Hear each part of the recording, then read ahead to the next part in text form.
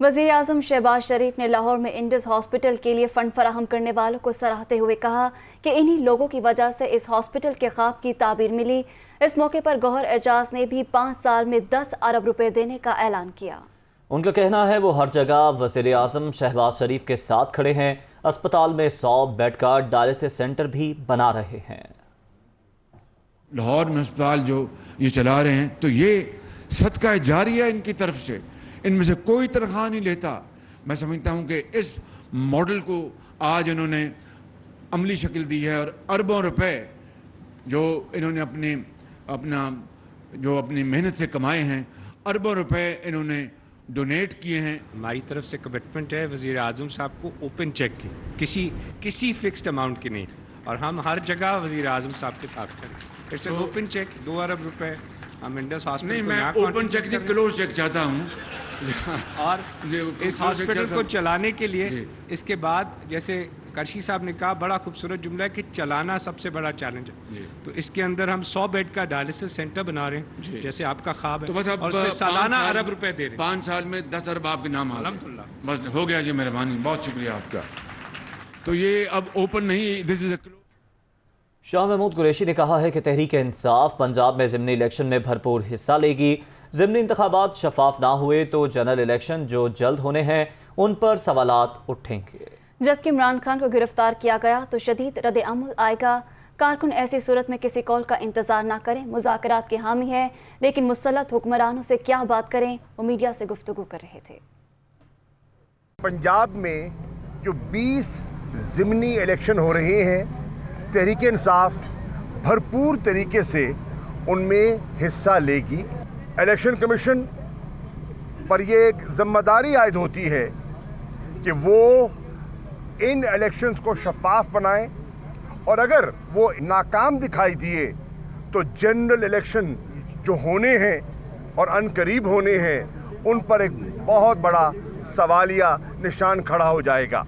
राना सनाउल्लाह साबिक वज़ीर आज़म और मुल्क की सबसे मकबूल जमात के सरबराह को गिरफ्तार करने का इरादा रखते हैं। इससे बड़ी सियासी हिमाकत हो नहीं सकती, ये गलतफहमी में है। हमारे कारकुनान ऐसी हरकत, ये इम्पोर्टेड हुकूमत, मुसल्लत करदा हुकूमत करने का इरादा रखती है तो आपने अपना रद्द अमल फिल फौर देना है। माशी सूरत हाल के बारे में एक तशवीश की लहर है। अफरात ज़र एक नई हद को छूने वाला है और कुछ माहिरीन समझते हैं कहीं ये 25 से 30% अफरात ज़र को न छू जाए। वो पुलिस अफसरान जिन्होंने ये कार्रवाई की है, तशद्दुद किया है, हम न सिर्फ उनकी निशानदेही करेंगे, उनके खिलाफ कार्रवाई करेंगे, उनके खिलाफ केसेस रजिस्टर करवाएंगे।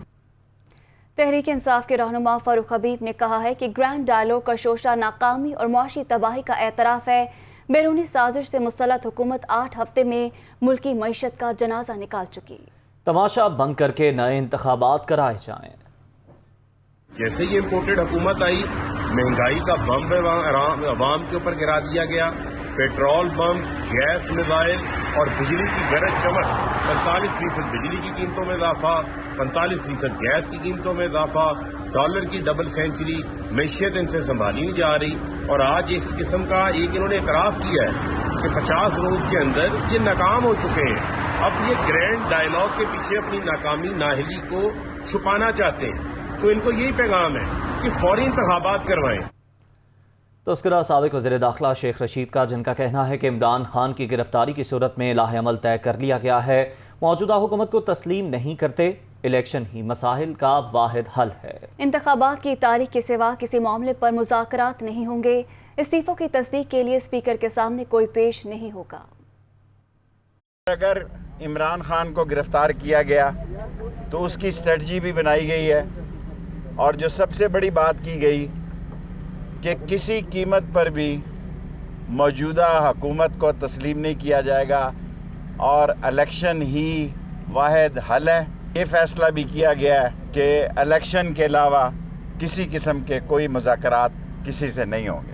जो इन्होंने 25 तारीख को जुल्म की इंतहा डाली है और जो शेर अली کہتا ہے کہ یہ 22 افراد کا قاتل ہے. اگر یہ عمران خان کو گرفتار کریں گے تو میرے خیال میں پھر اس ملک میں کچھ اور ہوگا. یہ فیصلہ دیا گیا کہ ہم اس حکومت کو نہیں مانتے, اس اسپیکر کو نہیں مانتے اور اس گورنمنٹ کو نہیں مانتے, اس لیے کوئی پیش نہیں ہوگا اسپیکر کے پاس.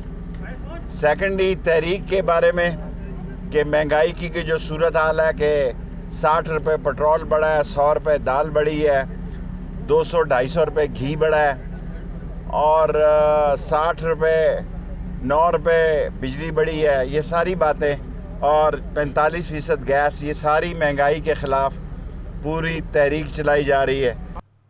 وزیر داخلہ رانا ثناء اللہ کا کہنا ہے کہ عمران خان کو قانون کے مطابق سیکیورٹی دی گئی ہے, ضمانت ختم ہونے پر یہی سیکیورٹی ان کو گرفتار کر لے گی. وزیر داخلہ رانا ثناء اللہ نے کہا ہے کہ عمران نیازی پر ہنگامہ آرائی وفاق پر حملوں کے جرائم کے تحت درج 2 درجن سے زائد مقدمات ہیں. عدالتی ضمانت ختم ہونے پر قانون کے مطابق فراہم کی گئی یہی سیکیورٹی عمران نیازی کو بڑی خوش اسلوبی سے گرفتار کر لے گی. انہوں نے کہا کہ خونی مارچ کا اعلان کرنے والا خود ہی مارچ کے دن سویا رہا. شیخ رشید یہ بتائیں کہ وہ 25 مئی کو کہاں تھے.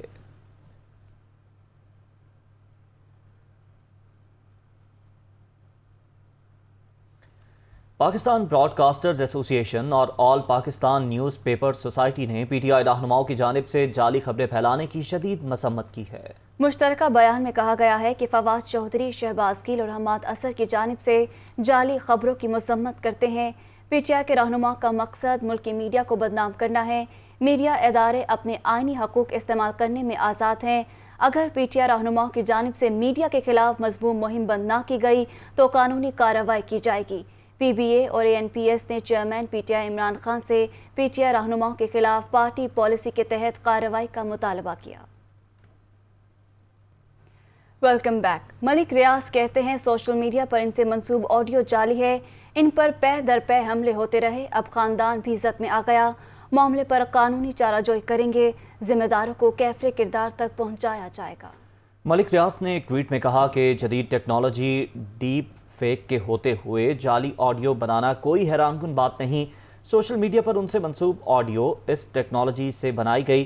وہ کسی سیاسی جماعت کی مہم میں شامل نہیں ہونا چاہتے. انہوں نے الزام لگایا کہ ذاتی اور سیاسی انتقام کے لیے ان کی آواز کا غلط استعمال کیا جا رہا ہے. پہلے ان پر پے در پے حملے کیے گئے, اب خاندان بھی لپیٹ میں آ گیا. وہ سازش کے پیچھے موجود افراد کا سراغ لگانے کے لیے ہر قانونی فورم سے رجوع کریں گے. لیگی رہنما عطا تارڑ نے کہا ہے کہ عمران خان نے ایمنسٹی اسکیم سے اپنے لوگوں کو نوازا. رشوت میں حاصل کروڑوں روپے کے ہیرے دبئی میں بیچے گئے اور منی لانڈرنگ کی گئی. اسما بخاری کہتے ہیں سابق حکمرانوں کا کچا چھٹا کھل کر سامنے آ رہا ہے. عمران خان صاحب نے اپنے اقتدار کے پہلے ہی سال میں ایمنسٹی اسکیم کے تحت چھوٹ دی. بورڈ آف ریونیو میں اپنے لوگ ویل پلیسڈ کر کے, تو یہ ٹیکس ایمنسٹی اسکیم کے تحت جو چھوٹ دی وہ صرف اور صرف ذاتی دوستی کی بنیاد پر دی. پنجاب کے اندر خصوصی طور پر افسران کی تعیناتیاں کی گئیں, وہ بھی پیسوں کے عوض کی گئیں. سی ایم سیکریٹریٹ کو پیسے بنانے کا ایک ذریعہ بنایا گیا. دبئی میں ڈائمنڈ بیچے جاتے تھے اور کہا جاتا تھا ہم نے جولری بیچی ہے جس کے عوض یہ پیسے آئے ہیں. وہ پیسے رشوت کے پیسے ہوتے تھے. کروڑوں کے ڈائمنڈ بیچے اور وہ پیسے بلیک منی کو وائٹ کیا گیا. چور چور ڈاکو ڈاکو کے نعرے لگاتے تھے. آپ سے بڑا چور عمران نیازی صاحب پاکستان کی تاریخ میں نہیں آیا. اربوں روپے کی منی لانڈرنگ ہے جو رشوت کی مد میں, جو کمیشنز کی مد میں, جو کک بیک کی مد میں یہاں پہ مافیاز کو پروان چڑھایا گیا. عمران نیازی صاحب کو یہ جواب دینا ہوگا. ان کے کچے چھٹے ہم پہلے سے جانتے تھے اور اب جو ہے وہ ان کے ثبوت جو ہے وہ باری باری واپس آ رہے ہیں. پی پی رہنما شرجیل میمن نے کہا ہے کہ عمران خان ملک کے ساتھ خطرناک کھیل کھیل رہے ہیں. ایک نااہل شخص کرسی چھن جانے پر جو نامناسب زبان استعمال کر رہے ہیں اسے کسی صورت برداشت نہیں کیا جا سکتا. وہ کراچی میں پریس کانفرنس کر رہے تھے.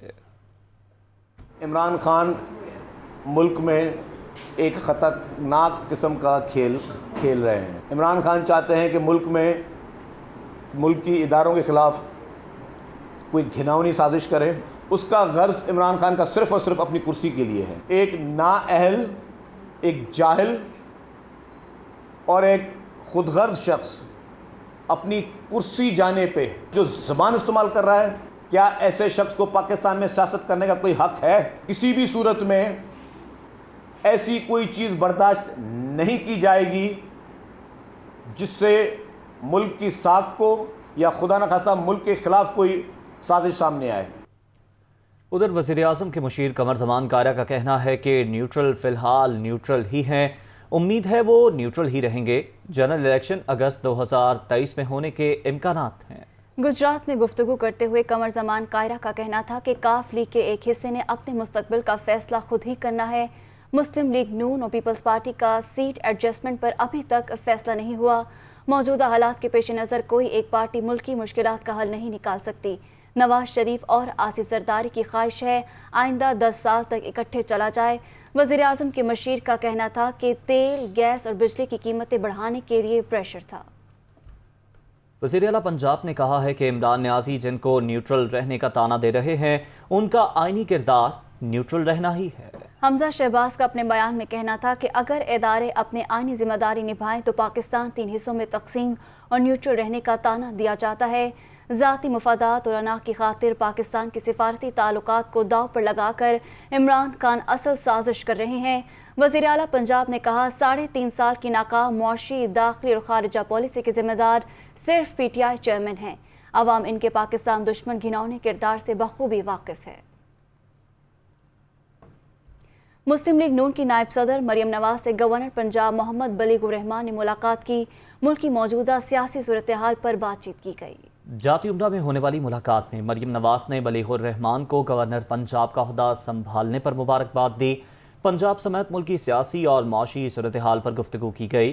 مریم نواز کا کہنا تھا کہ تحریک انصاف کی حکومت نے ملکی تباہی کے سوا کوئی کام نہیں کیا۔ اتحادی حکومت ملک کو تمام بحرانوں سے نکال کر ترقی کی راہ پر گامزن کرے گی۔ اسپیکر پنجاب اسمبلی نے کہا ہے پیٹرول قیمت میں بچت کا حکومتی اعلان صرف سیاسی شعبدہ بازی ہے، سرکاری پیٹرول کے پیسے کرپٹ حکمرانوں کی جیب میں جائیں گے۔ چوہدری پرویز الہی کا کہنا تھا کہ کرپٹ حکمران سیاسی شہرت کے لیے ایسے ڈرامے کرنے کے بجائے عوام کی زندگی کو آسان بنائے۔ پیٹرول، بجلی اور گیس کی قیمتوں میں بے تحاشا اضافہ عوام کے لیے پریشانی کا باعث ہے۔ اسپیکر پنجاب اسمبلی نے کہا کہ پاکستان کی 74 سالہ تاریخ میں اتنا ہوشربا اضافہ نہیں دیکھا۔ جعلی امپورٹڈ حکومت کے فیصلے معیشت اور عوام کو لے ڈوبیں گے۔ تحریک انصاف کی کور کمیٹی اجلاس سے قبل بنی گالہ پہنچنے والے فیاض الحسن چوہان کو گیٹ پر روک لیا گیا۔ شہباز گل فیاض الحسن چوہان کو بنی گالہ ساتھ لے کر گئے۔ فیاض الحسن چوہان کور کمیٹی اجلاس میں شرکت کے لیے بنی گالہ پہنچے تو ان کو گیٹ پر روک لیا گیا، جس پر فیاض الحسن چوہان ناراض ہوئے۔ شہباز گل کے پہنچنے پر فیاض الحسن چوہان نے شکوہ کرتے ہوئے کہا کافی دیر سے ادھر ہوں، اندر جانے نہیں دیا جا رہا، میری کال بھی ریسیو نہیں کی جا رہی۔ شہباز گل نے فیاض الحسن چوہان کو راضی کیا اور اپنے ساتھ بنی گالہ لے گئے۔ امیر جماعت اسلامی سراج الحق کا کہنا ہے کہ سود اور کرپشن تمام مسائل کی جڑ ہے، حکومت سود سے پاک بجٹ پیش کرے۔ غریب عوام پر بوجھ ڈالنے کے بجائے اشرافیہ سے لوٹا ہوا پیسہ واپس لیا جائے۔ وہ لاہور میں میڈیا سے گفتگو کر رہے تھے۔ سودی نظام اور کرپشن یہ المسائل ہے، تمام مسائل کا حل سودی نظام ہے اور کرپشن ہے، اور ان تینوں پارٹیوں نے تمہارے ملک پر سودی نظام اور کرپشن کا یہ نظام مسلط کیا ہے۔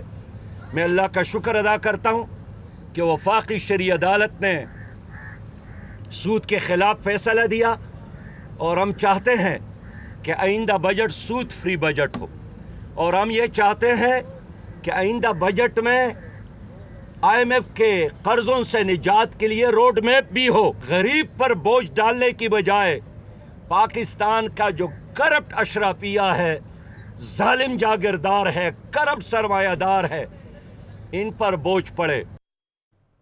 کراچی میں جیل چورنگی کے قریب آتش زدگی سے متاثرہ عمارت میں داخلے پر مکمل طور پر پابندی عائد کر دی گئی۔ فائر بریگیڈ نے کولنگ کا عمل مکمل کر لیا۔ ایس بی سی آئی اے کی جانب سے 18 منزلہ عمارت کو خطرناک قرار دیا جا چکا ہے۔ ضلع انتظامیہ نے عمارت میں داخل ہونا غیر قانونی قرار دے دیا۔ داخل ہونے والوں کے خلاف ایف آئی آر درج کی جائے گی۔ SBCA की हतमी रिपोर्ट के बाद इमारत के काबिल इस्तेमाल होने का फैसला किया जाएगा। इमारत में 170 से ज़ायद फ्लैट्स हैं। मकीन अपने रिश्तेदारों के यहाँ रहने पर मजबूर हैं। पाकिस्तान से रोड टू मक्का ऑपरेशन आज शुरू होगा। इस्लामाबाद से पहली हज परवाज सुबह 3:30 बजे रवाना होगी। इस्लामाबाद से दूसरी हज परवास पीर की रात 8:30 बजे रवाना होगी। दूसरी परवास की रवानगी पर वज़ीर आज़म शहबाज शरीफ की एयरपोर्ट आमद भी मुतवक्के है। हुक्काम का बताना है कि पेशावर से तमाम स्पेशल और गवर्नमेंट हज फ़्लाइट्स को इस्लामाबाद एयरपोर्ट से रीरूट किया गया है। मुल्तान से निजी एयरलाइन की पहली हज परवास पीर की दोपहर 4:30 बजे मदीना मुनव्वरा रवाना होगी, जबकि लाहौर से निजी एयरलाइन की पहली हज परवास पीर की रात 1:55 पर 220 हुज्जाज को लेकर मदीना मुनव्वरा के लिए रवाना होगी।